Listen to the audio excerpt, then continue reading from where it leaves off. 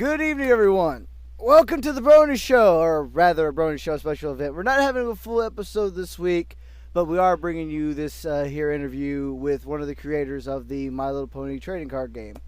I'm going to be here just technically doing all the sound nonsense. Our good buddy Deil here is the one who got us this interview and will be conducting it. So I'm going to be quickly passing off to him because technical difficulties slowed us down. So Deil, on to you, bud. All right. Well, it took us a minute to get set up, but looks like we're ready to roll. So, all right, everybody. This is Victor. He's one of the game developers and playtesters for Interplay. That's correct? Correct. I'm actually the lead playtester of the Atlanta group. We have a few groups scattered all around, but we actually have the lead developer is also local here to Atlanta, so we get some opportunities to play some cards with him directly and have a lot of good times. Oh, that's pretty cool. Let's see. So, what is your, if I may pardon the pun, the decking order you are in within the organization? Where do you lie in the production process? So basically, the playtest teams, which we have scattered all over, work on the cards as they're being produced from the design team. So we have the development and design team that works in-house for Interplay directly. They are responsible for creative concept, obviously, game balance, mechanical concepts, and design space. Basically, what they do is they take their collection of cards prior to going to print, their conceived design for the set, and they release them to the playtest groups here all over the country. We have the job of playtesting the cards, putting them in decks, trying to make them work or make them break or break them. We definitely have a lot of feedback as far as balance, conceptual deck strategies, and whether they are going to exist or non-exist.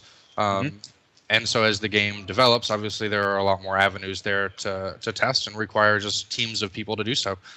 Gotcha. All right, so you have the design team that makes the cards and looks at how they want things. Just a synopsis. They look at how they want it to go, and then you see if what they made actually works.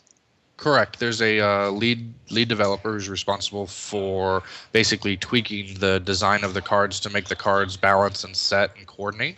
And he uses the playtest teams as kind of a resource to try and get as many games in as possible. We are mostly volunteers. I will throw out there that we have one guy in the Atlanta group. His name is Adam Hollister, who was recently added to the design team. He contributed a lot for throughout set one and has a good mind for the design concept. And so they, as an example, this is how a lot of people get started in the industry. They work on a playtest team somewhere locally for a game, and they cut their teeth, prove that they have the contributory skills, but also the ability to think in complex thought. And those people kind of find their way on board to the successful projects. So most of us are volunteers, but Adam, who's a local here and a good friend, props to him. But that's how you work your way into the industry. That's how a lot of people actually work their way into the industry. All right, and it's so a lot of understanding systems, I assume, when it comes to card games. There's a whole lot of variables to consider all at once when you're playtesting. Would you say that's accurate? Definitely true. People who have been playing games for a long time, there are phrases that sort of apply to all games. Like there are aggressive strategies, there are defensive strategies. I mean, those terms can apply to everything from football to soccer to chess to card games to Vegas style card games. And so people who understand how those mechanics work and influence within a pool of cards can accomplish a lot when looking at a set of cards and trying to figure out what their purpose is. Obviously, we work within theme. We have a really great IP, My Little Pony, adds a significant amount of play style and has exercised a significant amount of influence over the game mechanics themselves, the confronting and solving problems, the teamwork concept, color coordinating. And so someone who can take those ideas, parse them out, and provide constructive feedback is someone who's obviously valuable to Interplay, and ultimately people who like games and can find their way into a successful career. That's pretty cool. And how did you end up working for this particular game? I have invested my time as a volunteer for a number of different companies. The game I was on prior to this is the World of Warcraft trading card game. Once you have your name in the rule book a time or two, it becomes a little more perfunctory. But I can honestly say that I enjoyed my time at the World of Warcraft TCG. I started as a volunteer actually at my local store. Trying to get groups together. I was in Atlanta at the time as well. So structuring local play groups, inviting people in, teaching people how to play. I was moderately successful and went from store to store to store, got a number of groups going, and earned some amount of success on that level. From there, I started volunteering at the regional and national level events as a judge. That's what a lot of the locals do, is they study and take the tests, find their way up into the judge ranks, so that at the regional and national level events, when companies like Interplay decide to run a large national level tournament, what they do is they bring in volunteers from all over, people who can handle an event, run an event. A lot of them are employees at either local stores or volunteers like myself who just want to spend time in a community. A lot of it is community driven. And so they bring them in to run those events as judges, and the ones that excel turn into team leads, and then they allow them to start head judging regional and national level events. And that's how I worked my way up through basically the volunteer ranks within the World of Warcraft TCG.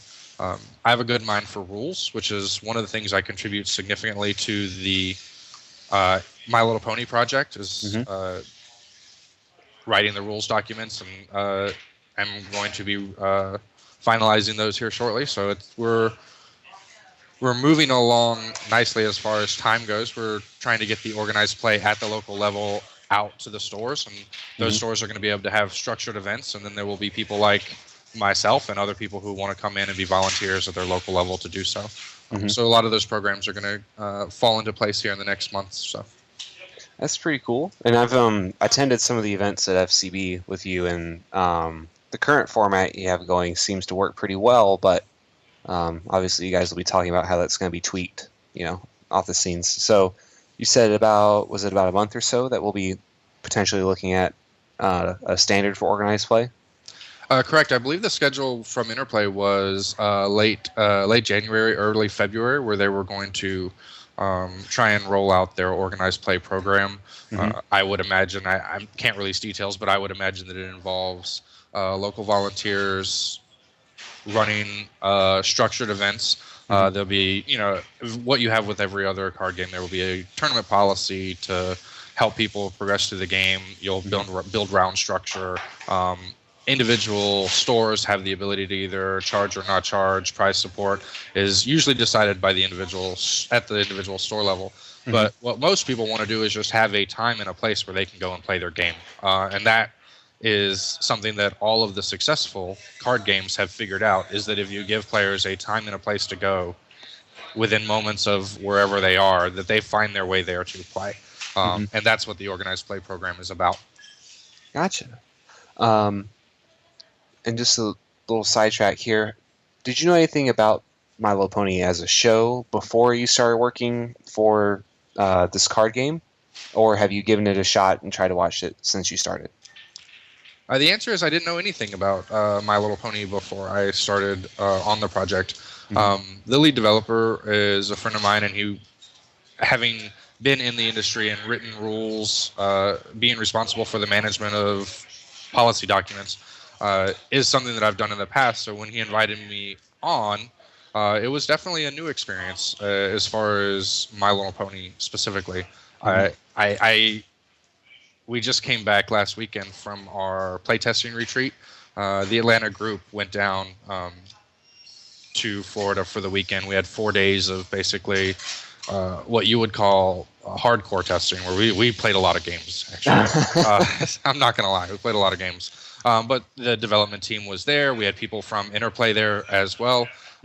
So in preparation for that, I made sure to watch a few of the episodes. So when we were discussing cards, having something relevant to say regarding the IP, I felt was worthwhile. Truthfully, the IP is good. It's got a lot of wholesome qualities, and I've come to realize that those qualities are pretty admirable. And having a game that pushes those qualities as cathedral marks of a quality of a character is definitely a good place to be, especially when you talk about competitive gaming. Mm-hmm. And can you explain what the phrase IP means? IP is short for information property. It's basically the rights to a concept. So basically what Interplay does is Interplay has the rights to publish the game, but the game itself, the engine and the mechanics for its use are all tied to the IP. The IP is My Little Pony, which of course is branded by Hasbro. Right. So basically, Interplay is licensed to produce this thing. Hasbro owns the IP, which is My Little Pony, the theme. So when we talk about IP on a card, we're talking about the name, the title, the subtext, what it is in the show, and then translating that from a design perspective into a playable game is what Interplay brings to the table. It's the service pretty much that they're providing, and basically the tool that you're using to create this game. Gotcha. Okay. And having watched a little bit of the show, do you have a favorite character, or if you haven't seen that much, do you perhaps have a favorite color or color combination that you like to play? I get this one a lot, and historically I have not answered it, or answered it with something generic like, well, everybody likes pink. But the actual answer, I think, is that after watching the show, I think I actually like Pinkie Pie. She's fun, she's crazy, she's one of the flawed characters, which I can appreciate. And so she adds a lot of entertainment value to the show as well. Gotcha. Yeah, I know there are some people who look at how random she is and they dislike it after a while, but it's great to see someone that sticks to their guns and says, you know what, fun character. I like a fun character. So, all right, well there you go. Our game developers, or this Victor in particular, likes fun characters. So I'm sure we can look forward to at least some. I don't know where I was going with that. Okay. Just drop that. All right. Pinkie's his favorite. Note it. Yeah, Pinkie Pie's her favorite. She's kind of crazy. I like her. She's not so focused, but she still gets things done. When you're asking about colors I like to play, I currently play yellow-purple. Control decks.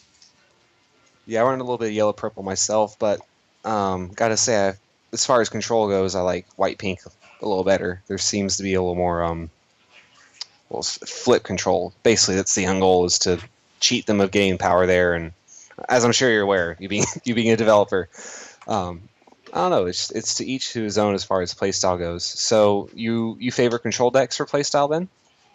I do. I don't play the hardcore control version, the dedicated control version. My version of the deck that I actually enjoy playing is yellow purple, with leaning on the yellow critters to allow you to build board presence, and then use the purple control cards like Ursa and All Team Organizer to generate action advantage over the longer game. The yellow cards, particularly the critters with the Fluttershy mane, are very strong. They allow you to really compete with the speed and efficiency of the Swift mechanic in general, but also the power and cost curve of the blue cards. It's very streamlined, and I find that Owl, Fox, Mane, Falcon all allow you to get cards where you need them. Sea Swirl, in my opinion, is an extremely good card because she mimics the blue effect. She's great. I love her. I only have one right now, but no, she's definitely a cornerstone rare as far as I'm concerned. I think she's a little undervalued myself. I look at decks that leave her out in exchange for maybe a 2/02 or to throw in a card of the other color, and I find that just having one in my hand, on turn 7, 8, 9, 10, she just gets better. There are more things on the board to pull with her, Mhm. and then she exercises a little more influence over whatever problem you play her to, because you can just play her to the problem, exhaust her, and move all your stuff. She allows you to definitely swing a lot of power at a problem late in the game, Mhm. and for purple, that is key, because what they've done is they've tried to keep their opponent from being action efficient, so that by the time the end of the game comes around, when they're ready to actually confront their problems and score some points, the opponent can't muster the amount of power that the yellow can alongside the purple control.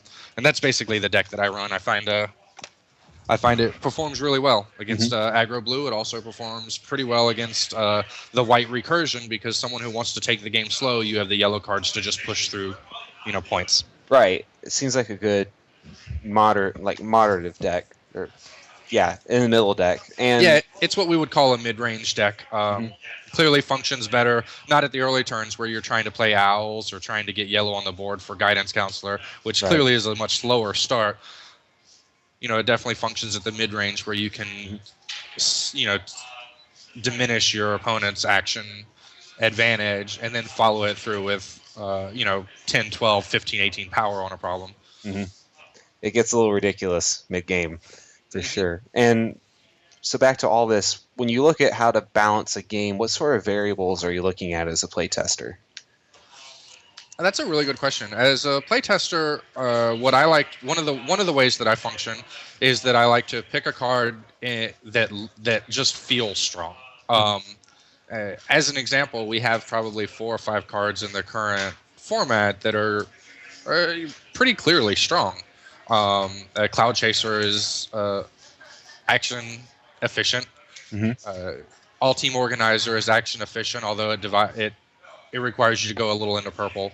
The blue Swift cards are all very action efficient, especially once you've managed to solve a problem with them. You get to roll them back out.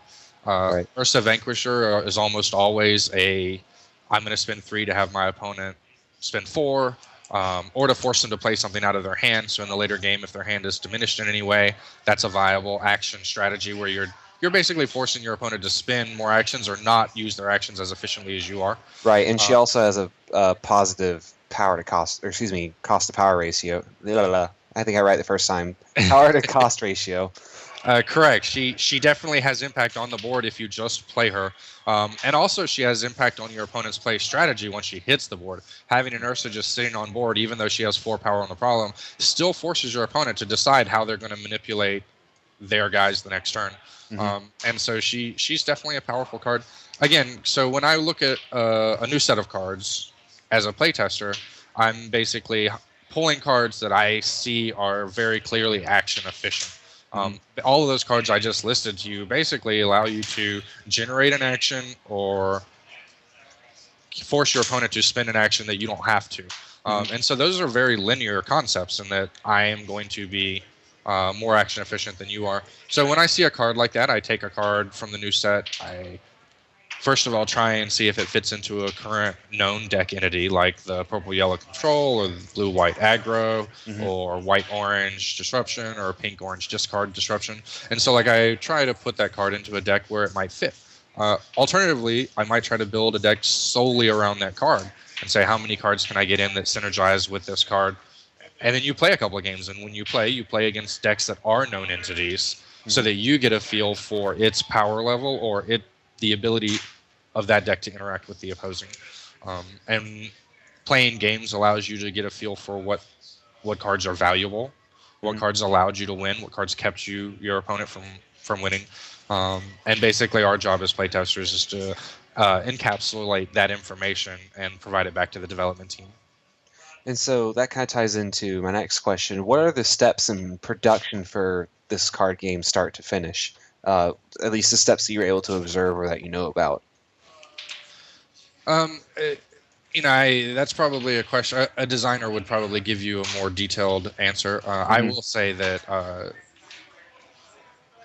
having interacted on the logistical side of how to make cards that are enjoyable to play and then how to run tournaments that allow people to play those cards, which is where I spend a lot of my time and energy. I can say that the design team basically, they have a number of ways in which they work. They can work top down. take the IP and say, as an example, they just spoiled that Princess Luna's in the next set, right? It's coming out. Very excited about it. A lot of people are. They were a little dumbfounded that there wasn't a Luna in set 1, but Luna fans shall rejoice. She is a main character card now, Right. or will be.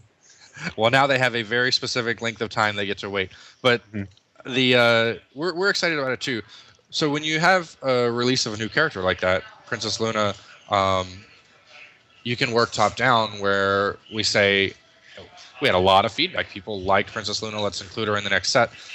Basically, well, what does she do in the show? What role does she play within the IP? And then you say, well, that role, how do we translate that role into the mechanics of our game?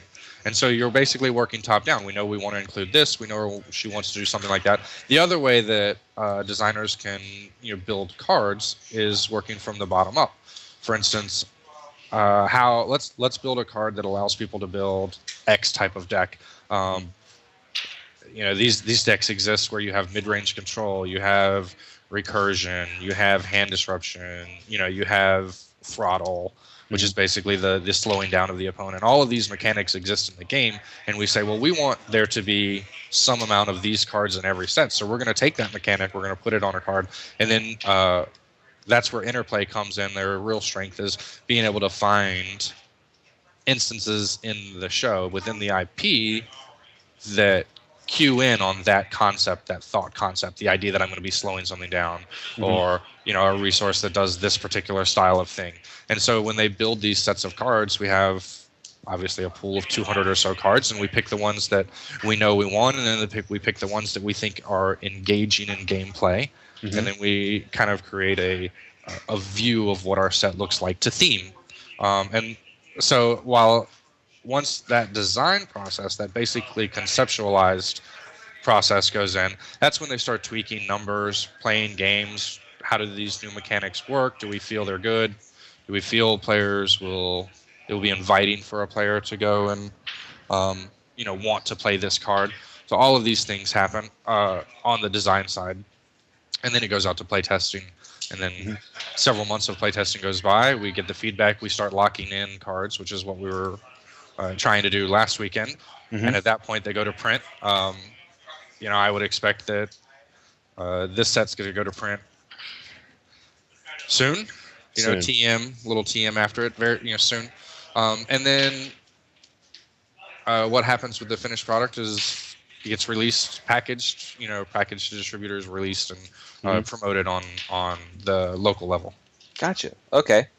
Well, there you have it, guys. That's the card production process in a nutshell. There's definitely a lot more into it, or a lot more people involved than I would have guessed. You have all these different play teams across the country putting in input. And do you feel that wide sample range plays an important part in how the game is developed? Definitely. What happens, and people who play games, weekly consistently, will realize that what is the meta game basically is what we're talking about here, which is the ebb and flow of what cards are good or what strategies are good and what strategies are good against them. It's a constant cycle. A game that is designed well will have this, for a lack of a better term, this rock, paper, scissors, where rock becomes good, and then as rock becomes good, more people start playing it, and then once enough people start playing rock, people realize, well, paper is good now, and so paper kind of starts overshadowing rock, and then you create this cyclical effect. From the design side, you want to give those tools. You want to make cards that are paper that are good against these things, and then you want to create a format where players can constantly have a use for new cards within the format. It's a sign of a good, healthy game when that happens. What happens at the local level is that the players are much more limited in their information. They have only their local players to play against. So if something shows up at a tournament, their local tournament on a Saturday afternoon, and the pink deck wins, becomes really, really good, then the answer to pink, whatever its rock is, will start rotating itself in and out. And that's I think, one of the one of the reasons why people design games is so that that experience of going to find the answer, that constant, I'm going to go look for something that is going to allow me to do better next week, allow me to play a different strategy or a newer strategy. That that effect from the design side is very rewarding. Okay. Let's see. I lost my place for just a second. So, and you've been in this production process since the beginning, correct? Correct. I believe that we were one of the first teams added to the playtesting group. Mm-hmm. How is the vision for this game changed since you first joined? When it comes to vision, I would hesitate to speak for someone who is responsible for it, the actual designers. Sure. One of the things that I will say is that on the playtesting side is that we have a number of cards that are very powerful in our format. It's something that our local play group, I mean, you're at FCB and we've got 20-some people there every week. I would say that our group might be a little ahead of the curve as far as concepting deck strategies, simply because we have 4 separate people who are on the playtest team, and one of the developers who actually shows up and plays sometimes too. So when we bring a deck that is very specific. It's tailored. It's we've been playing for months and months, and so a lot of people in our group have cued in to those rock paper scissor concepts that exist within the card pool now. As an example, there are a number of cards in the format that that don't look as appealing when you're playing the game of I'm going to go put a pony at a problem and solve it, and the next turn I'm going to go put a friend at a problem, solve that one, and next time I'm going to go put a friend at a problem, solve that one. The blue deck does that so efficiently that those cards that stop your opponent from doing that become more valuable. Right, because I think we talked about this at the last organized play, where blue deck is very popular, but that may not necessarily be because it's the strongest deck, but it is one of the most straightforward to play, I should say. Because it's, blitz the problem, initiate double face-off, go home, and rinse and repeat. Is that fair to say? Do you think that may be why it's one of the more popular decks? Yes, it's efficient. First of all, it is efficient. Swift mechanic is basically you pay 1 less action point. And action points are limited in our game. They're the thing that you get that your opponent can exercise some control over, just by the pace of the game. And so Swift is a very linear mechanic. It moves very efficiently. It also functions very well when it's ahead. If they get a problem in double face-off, then now they get to take those same friends that they use to solve that problem, and for less than you do, get to move them back to their problem. It's one of the reasons why people were drawn to blue, and specifically Swift, to begin with, is that it's a very visual representation of how much more efficient they are than you are when they just spend half the points you do. And then there are, again, going back to the conversation of the rock paper scissors, is that there are a number of cards that slow that mechanic down. Obviously, troublemakers being one of the significant ways you can affect your opponent, but there are a number of others, trick cards that when an opponent moves you can move, or when a friend moves you can move them back. There are a number of cards that affect the number of friends at the problem. For instance, like Lady Justice, or that affect the power level that they can muster versus what you can muster. Spring Forward is another good example of that. And so some of those cards become a lot more inviting when a strategy becomes popular. Like what I think the blue-white might actually be the fastest deck in the format. The white adds a significant amount of reach in the second or third time you double face off, you're just getting extra points. But there are definitely a number of cards in the format that are very good answers to those things. They're just not as action efficient and haven't been, I wouldn't say found, because there are definitely people that are playing them, but the blue deck hasn't gotten to the point where it's encouraging people to run those cards so that it can be hated out. Right. Again, we're in a very fresh format. We're only a month or so into the life of the game. And you having been to several organized, how many organized play events have you been to so far since pre-release? Since the pre-release, I would say that I've been to FCB six or seven times. There's a few other stores scattered around Atlanta, and I've been to them 2 or 3 times each. Some of the stores don't have official tournaments because they're still building their group. They have 2 or 3 people come in and play cards every week. As a community member, one of the ways that I've always tried to help the community in general is just attending the different events to get a feel for them. And so, I attend probably 2 events every week at all different stores. It's so maybe 20 to 25 events maybe. Busy man in what, a month and a half? That's all. Yeah. That's pretty fast. Yeah, there are a number of groups all over Atlanta. It's definitely cool to walk into a game store, have someone say, "Yeah, the guys that bought they're over there opening their starter decks right now," and I'll sit down and show people how to play. Obviously, when you have someone on the playtest team or the development team walk into the store and sit down and play a few games, it really helps. It drives a lot of interest. It keeps players, definitely cuts the learning curve down when someone is there who just knows all the rules and just can, verbalize the how to play without sitting down and reading the books. There was a big difference that I've seen between what I experienced going to pre-release, not knowing anything about the game, and having, we had the volunteers there, but we had, I think it was at FCB, I think we had 2 or 3 volunteers, and then the 2 devs, you and who's the other guy? His name starts with V as well, doesn't it?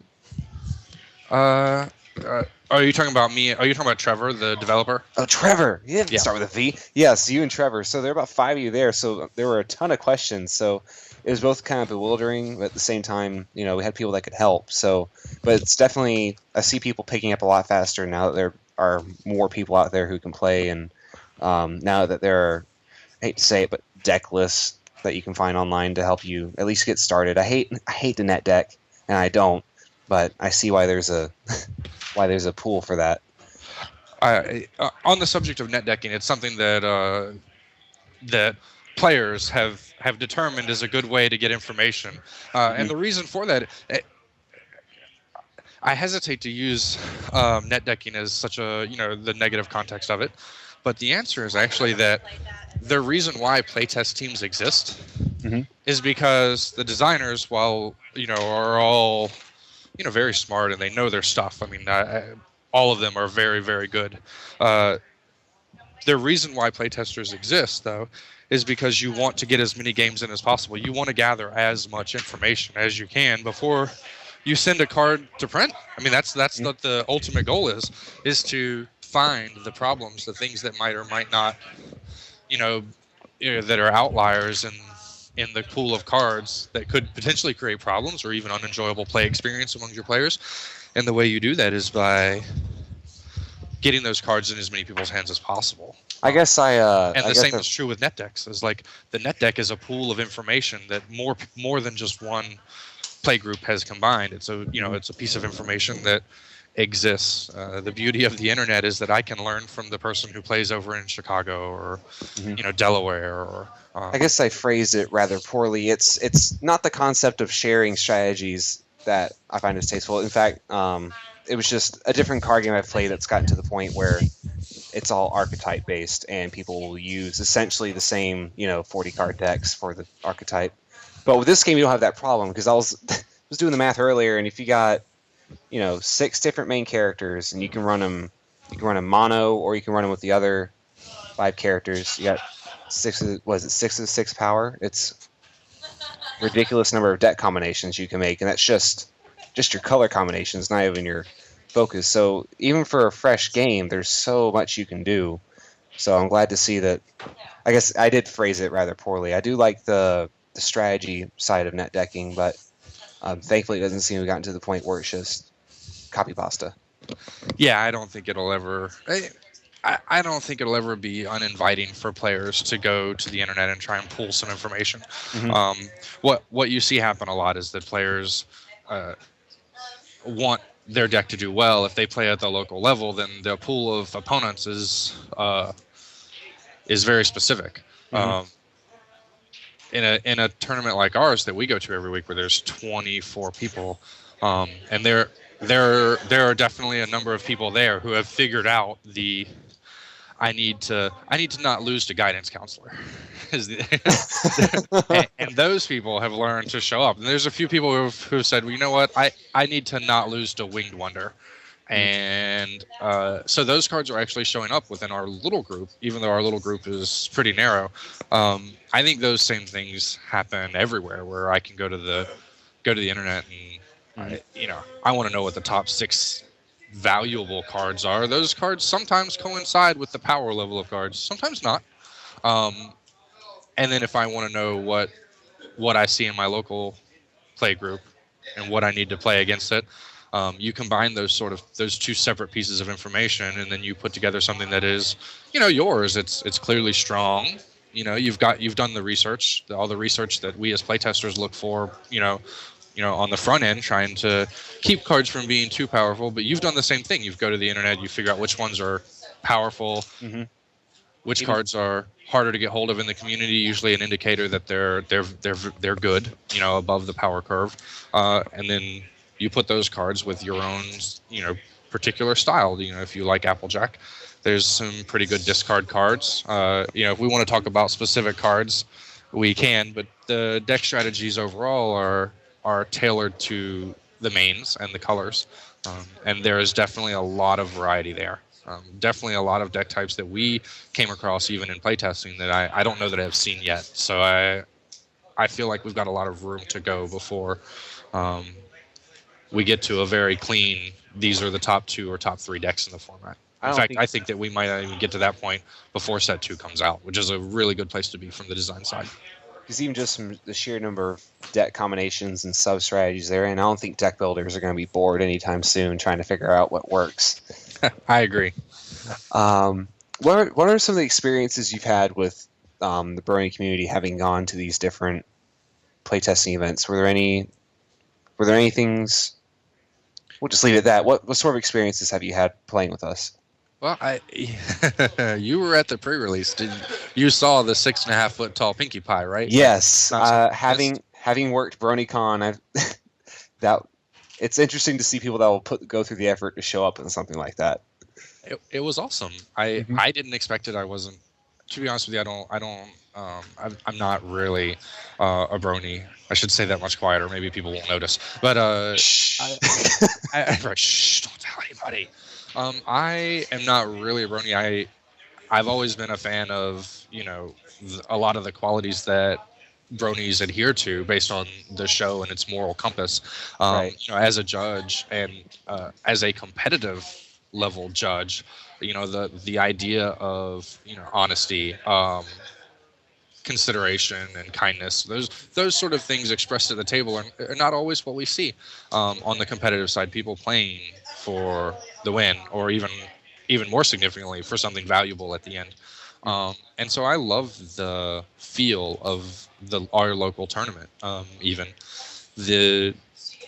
My experience with Bronies, there was a 6.5 foot tall Pinkie Pie at our pre-release. He was like giant mascot head Pinkie Pie, had his tail that was like literally knocking things over as he turned through the aisles. It was impressive. It was impressive, yes. Because we really had to pack in there. I don't think the store was expecting that many people to show up. Well, I'll take that back. There was another event going on in the other room, and so we were kind of fighting for tables and chairs. True. We also had 90 people show up for our event, so that's impressive on its own. Yeah, I'm sure the fire marshal would not have been happy, but yeah, it was definitely a lot of fun. And going around to the stores, I've definitely met a lot of people, Bronies and non-Bronies, that all have a lot of positive energy. It's really awesome to see people who embrace the IP. I mean, I speak in IP because I'm speaking in design terms, but like who are Bronies, really believe that those qualities matter, and playing games with people who are kind and loyal and have appreciation for those positive moral compass points are it's definitely a positive experience. Definitely. And now that you guys are starting to have this organized play system set up, are there any plans for Enterplay to make official visits to maybe official or unofficial visits to conventions or other for their tournaments or for other fan hosted tournaments? That's an excellent question for Interplay to answer. That's it. That's a Definitely not high up on the totem pole for that sort of thing. Okay. But Okay. I will say that as gamers, we need to have places to go play our games, right? For sure. And Okay. and what better way to make a business out of okay, whatever. I just it's a good congregation at conventions, and I think that'd be a great way to already have the situation for a tournament set up. So hopefully that will be a thing, but as you said, that's more of a question for maybe PR for Interplay or something like that. Or I'm sure we'll find out here shortly with the game rolling at the pace it is. Yeah, you're right. It is definitely a pretty quick pace.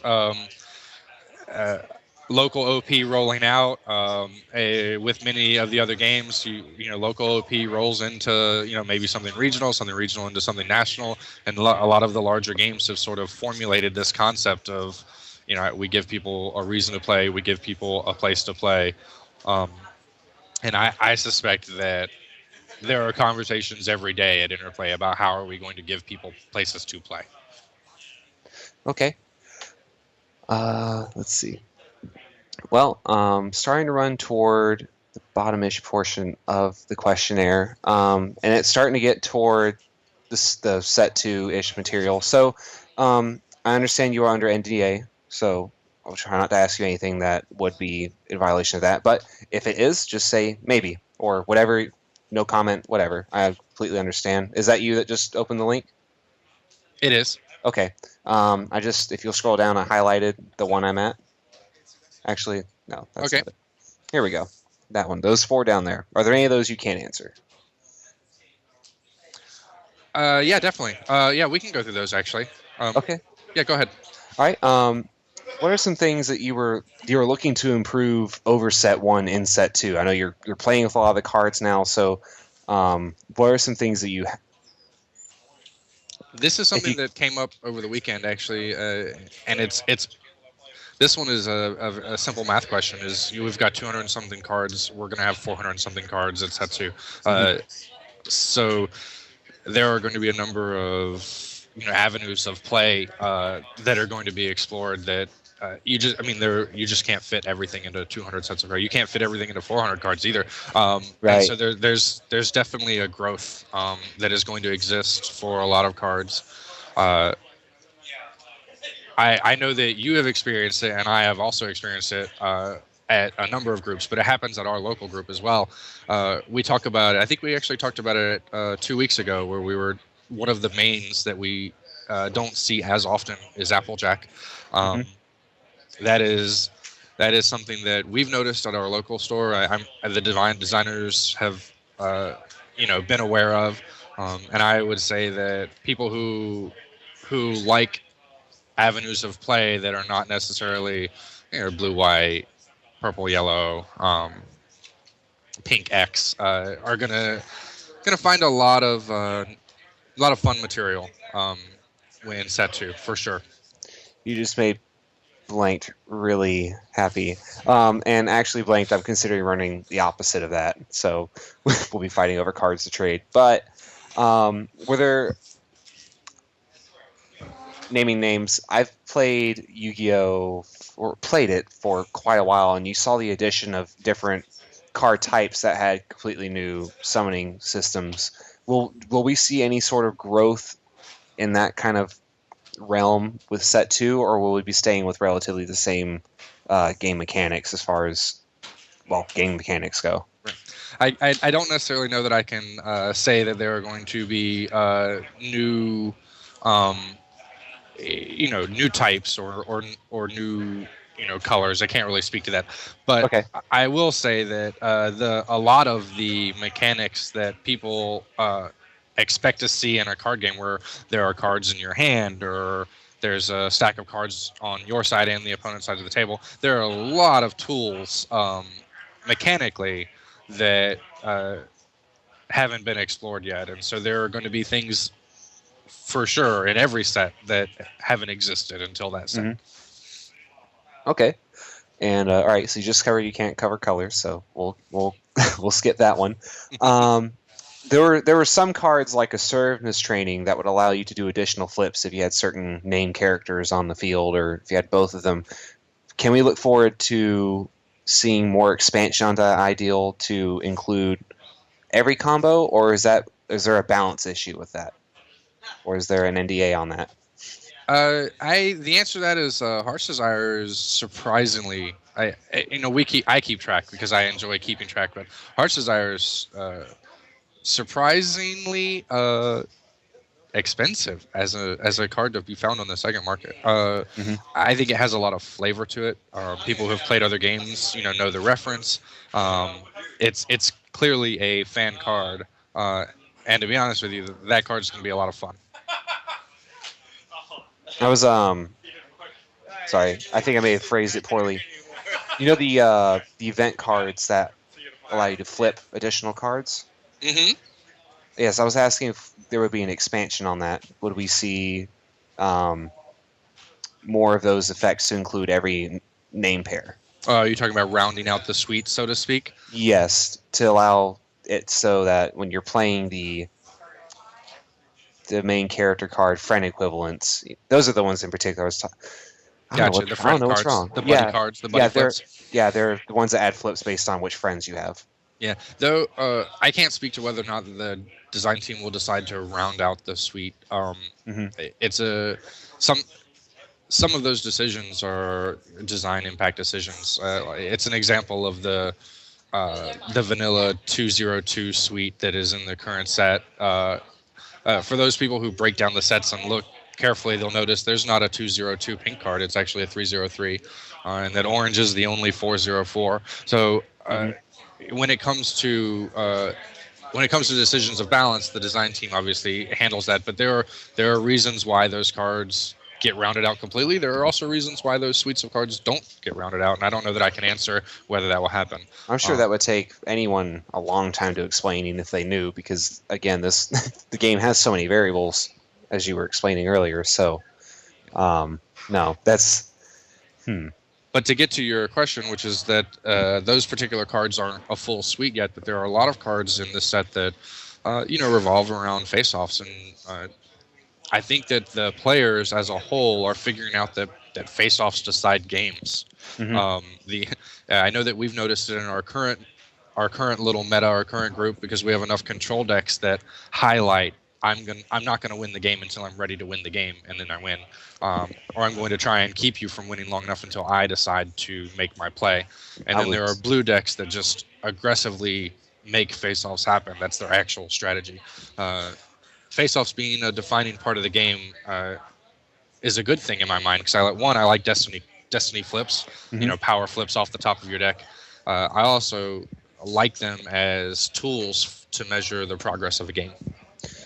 I noticed since our first organized play, you saw a lot of Rainbow Dash decks, or Rainbow Dash main character cards, I should say. But as we've had more meetups, definitely noticed more rarity come into play. That seems to be a reflection of what you're saying, where control, particularly flip control, seems to be people are starting to pick up on that. And it's interesting because I had first round this last time we met up where I had 5 ones in a row to flip because I had started training with Pinkie Pie and Rarity, and that was very disheartening because I would have won had I got like one more power. At the same time, later on, I think it was my last match, I had the same scenario and ended up flipping, 17 power. So so those decks, they definitely can win face-offs, but they also seem a little bit inconsistent because they are reliant on luck depending on, you obviously have things like random and inspire to help turn the tide, but they seem to be favoring the gambler's game. True. A lot of the aggressive strategies don't exercise control over the card that's flipped. They just rely on the power on board to manage it. Right. And then there are some of the other strategies where purple. I'm going to go ahead and throw out a card because it's one of. If you want to ask me about cards I like, this is actually one of them. Zecora is super good. She's a little undervalued, I think. Now she does some really, really fun things. One, she lets you draw cards. Everyone likes to draw cards in a game where you win with cards. But the real power of her is that she lets you take something and put it back on top of your deck for your presumably your face off. So say you, oh no, I don't want to use this Nightmare Moon. My hand is too good. Let me have a 7 flip. Absolutely. I have definitely done that. It's a funny story. We were at Cool Stuff Inc. yesterday down in Orlando, Maitland, actually. And we showed up at the event there and handed out some prizes. The whole the dev team was there as well. And Adam just sat down to play against the guy who got the buy in round 1. We handed him, I think I handed him the yellow-purple control. And yeah, I didn't know if the guy who was playing was there with a starter or not, but this is clearly a deck that we play, and it's fierce, to say the least. Mm-hmm. And Adam went for his win with the hardcore control. He managed to get his guys on board, slow his opponent down.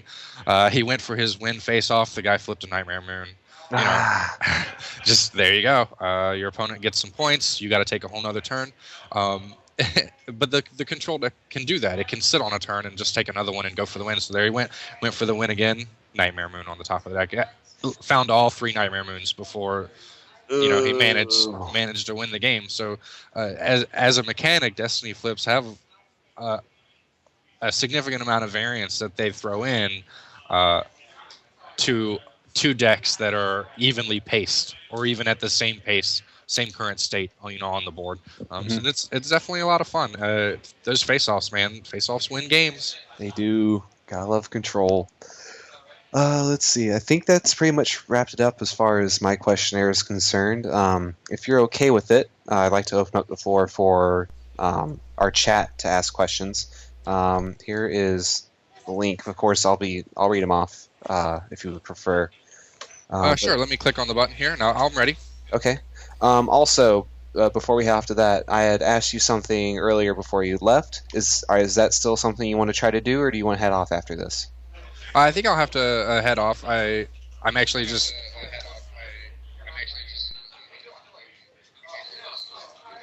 hanging out at the local store. That's what that is. Okay. All right. That. All right. Well, then we got about 10 minutes or so before that's our allotted hour. So, all right, chat. Use the rules.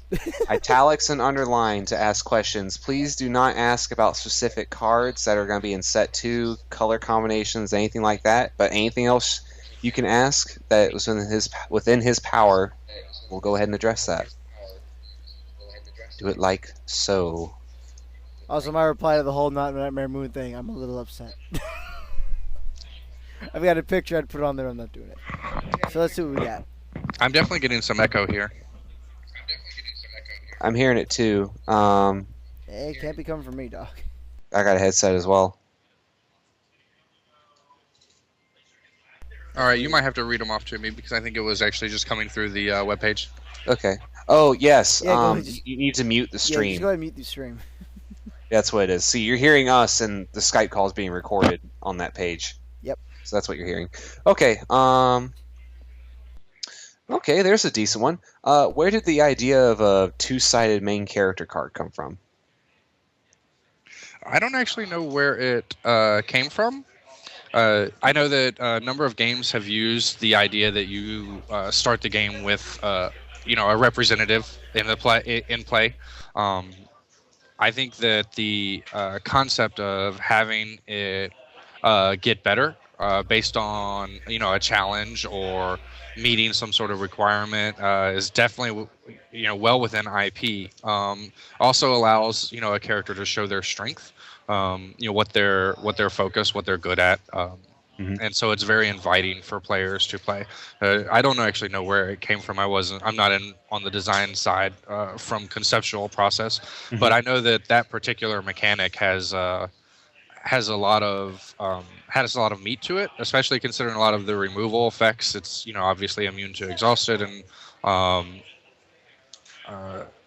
immune to frightened, and so it can't leave play. So you always have something on board that is representative of you, which I think is very a good place to be for a game where we are essentially making friends, meeting friends, causing challenge with our main character.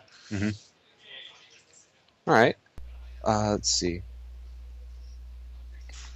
We had one that looked interesting, but it was so big they had to split it. Oh. Which one was it? I can read through. It's the one Saltiest Raccoon is doing. Will future sets have a better distribution of chase cards between common and uncommon, rare and ultra rare? I found power levels of rare ultra rare is consistently higher while other games. Okay, I think I was saying in most games, your rarer cards usually fill a utility role while your common and uncommons are your meat sticks, where it seems to be not the case in this game. I think he's trying to ask if that will be changing. If we move those cards around, from a design side, I don't know that I can speak to future sets. It's one of the questions that I think we've actually discussed in our local group too. Cards like Forest Owl, All Team Organizer. There are a number of very, very good cards scattered through common, uncommon. I really feel like we haven't gotten to a point in the development of our player community. We haven't figured out which of those commons and uncommons are very, very good versus which ones are probably playable in a deck with all of the rares and ultra rares. I'm not sure we've gotten to that point yet, truthfully. There are a couple of strategies that we found in playtesting where there are a number of commons and uncommons out there that just haven't quite found a place yet, and we diagnose them as being pretty good. And I don't necessarily know that I want to throw the cards out. It's more fun to let the players find it themselves. But as dominant strategies do develop, the counter strategies become a lot more inviting. And I think that some of those cards are going to be inviting not just now, but once we discover them, they're going to be inviting all the way through set 2 and all the way through set 3. So it's going to get to the point now. It's going to get to the point where you don't focus purely on your engine. You're going to want those utility cards to help fight off certain strategies. Absolutely, absolutely. All right, let's see. We do have a couple silly questions that we're going to ask real quick. Someone wants to know, party cannon or base cannon? Which having only watched a little bit of the show, party cannon basically shoots out like confetti and party hats and stuff and makes a little like party scene. And the base cannon is what it sounds like. It is a big stereo system that shoots out Which character operates sonic the lasers. base cannon? DJ pulling through your vinyl scratch. Clearly, okay. Well, I'm excited about that card. I will be very, very honest that card is a lot of fun in my mind. So I might have to pick base cannon, even though party cannon sounds like something Pinkie Pie would wield. Yes, that is her. Actually, that is one of her de facto weapons. Quote, unquote. Sure. DJ Pone E is going to be a lot of fun. Okay. Another one is one I normally ask: cupcakes or muffins? Cupcakes, clearly. I don't know. There's people who choose muffins. There's a lot of people who choose muffins. I'm not gonna lie. All right, fair enough. Cupcakes have icing. Like, I'm not sure. I'm not sure that's a real choice. Yeah. We've had that brought up before. Oh yeah. Muffins covered in icing. So is it still technically muffin or is it a cupcake? Guess it depends what time of day it's cooked. I guess. Let's see. Here's a good one. Do you know? I don't think it's one that you're meant to answer. Are newer sets going to be released at the same time, or are they going to be staggered like they are, where the U.S. got it first and then Europe and other places got it? I think that's clearly an interplay question. I thought so. Yeah, sorry, man. You're going to have to ask that one. That's a company kind of question because they send these things up, but they set them up. They send each developer times to do these things. They stagger them out. There's printing considerations and also logistical considerations. That's definitely hit up the Interplay website. They may actually provide a little tighter answer, but my answer is I have no idea. I'm going to go ahead and answer Sonic's question unless you think it's wrong. He says, in terms of royal family like Celestia and Cadence, how rare are they in the first set? How rare are they in the second set? Cadence was the only royal... if you're going to discount Twilight because she's only unicorn in set 1, Celestia is the only the only royalty card you can get in set 1. So in terms of how hard it is to get, it's an ultra rare. Are the ultra rare rarities all standard per card? Can you repeat that? Sorry. basically he wanted to know if Celestia, Luna, Cadence, and technically Twilight were going to be any harder to get. It's a strange question because I don't think he knows what the entire card list is. Was Celestia disproportionately hard to get compared to the other ultra rares in terms of printing? Statistically, I don't think so. Most cards are printed with, where all of a particular rarity are consistent. I truthfully didn't open enough boxes, packs, and cases to be able to tell you. But generally speaking, they classify them based on their position in the pack. Usually, if there's something that is chase or something that is half rare or half as common, that's sort of a promotional item. I don't know that actually existed in our current sets. I do know what people have been saying, and I also know that Interplay said that all of the ultra rares were, I think they listed them as 1 in 13, which is somewhere between 2 or 3 in an average box. And you crank out the math, I'm sure there's some statistician who will tell you that there's a 5% chance of you getting only 2 and a 3% chance of you getting 4 or something like that. But it seems to me like most of the stuff that I opened personally was within that range. And it also seemed to me is from the side of the playtesters that all of the cards, even the ones like Celestia, who I know a lot of people say her power is very narrow, seem very playable over a period of 2 or 3 sets where you have mechanics that are being introduced or specific cards that work with other cards. TCGs have a history of taking advantage of those cards that seem underwhelming at first and making them, using them as seeds to plant, future deck types and strategies. It wouldn't surprise me at all to see some of those ultra rares that maybe were at the same level of distribution but less enticing become much more inviting to play. Right. That falls into the collector market essentially. If all the ultra rares have the same print ratios, then the difference in price isn't how hard they are to get from packs. It's based off of how bad people want them. Playability usually defines a card game. We're in our first set, and the IP has a huge fan base, so I think that the fandom of a card right now is exercising a huge amount of influence over the cost of some of these cards. I always like to use Heart's Desire as an example because the card is very clearly a throwback and homage, but it's a fun card. But there are really only a couple of deck strategies that are going to take true advantage of the card. Obviously, you want to conduct a lot of face-offs. You want to be in the colors. Not the colors, but you want to be able to have the resources available to get it onto the table. But yet, look at it. It's probably one of the top 3 as far as difficult to get hold of cards. Right. All goes to supply and demand, basically. Like you were saying, how well it plays is going to determine how much people want it. Let's see. All right, I think we're down to the end of the interview. We just have time for one more question, and I think this is going to be fitting. What is your favorite flavor text?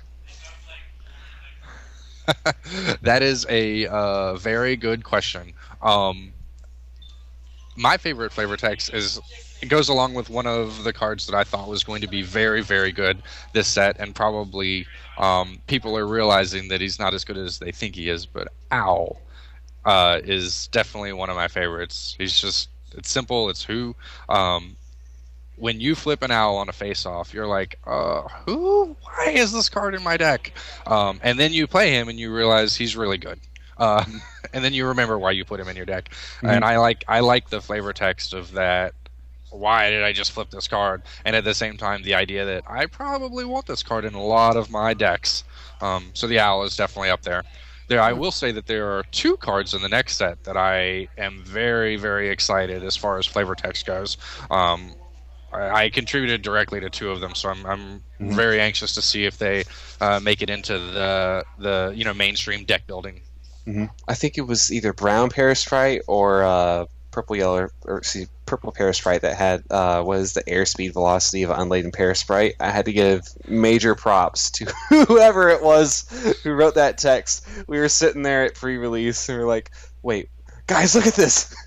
Monty Python. Yeah, that one's pretty good too, I have to admit.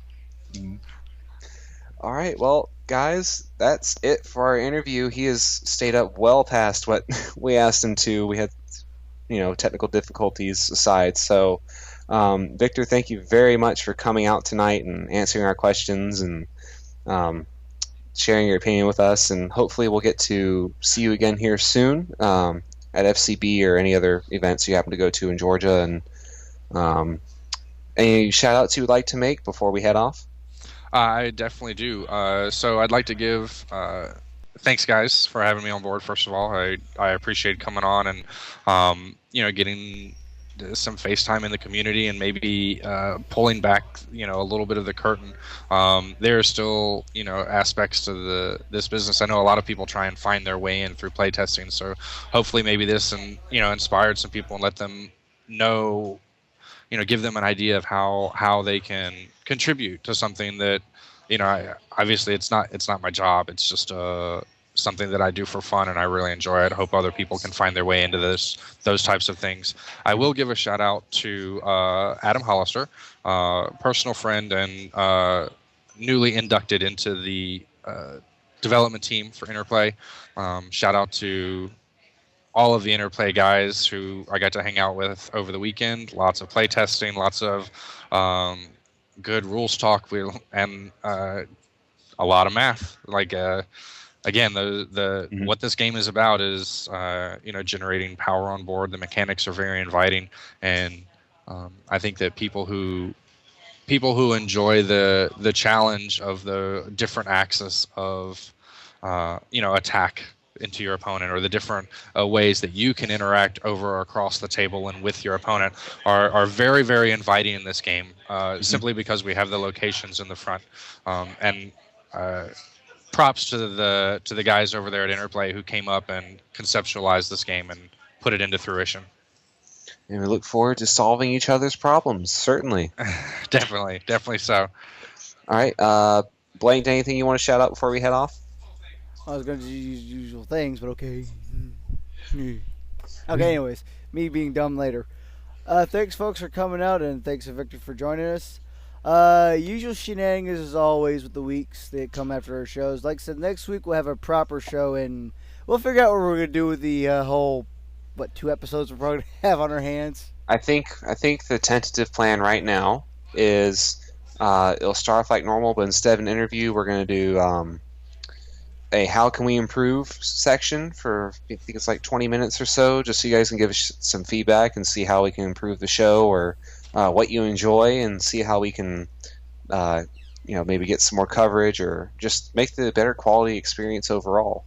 And then we'll catch up on the rest of the time block with the episode from this past Saturday, and then we'll be right back on track. So no interview next week, but we will be doing a how can we improve series and catching up. Mm-hmm. And of course, usual. If you want to know we're doing anything this week, check Steam. We have all these other. But we have forums. We have what else? I can't remember half the stuff that he lists out. So much stuff. There's Forums. so much stuff. I can't even remember off the top of my head. But rule number 1: if you want to know if we're doing anything random on this stream or any other streams, listen to Steam or keep your Steam going. Because we'll always make an announcement, or we'll usually make an announcement. Anyways, folks, thanks for joining, and have a good week. I'm going to go die in a hole now. Such out the comment. Because he asked. What? Shuts out the comment because he asked. Okay, fine. Shouts to all you people for joining us tonight. Have a good week and whatever. Good night. Good night.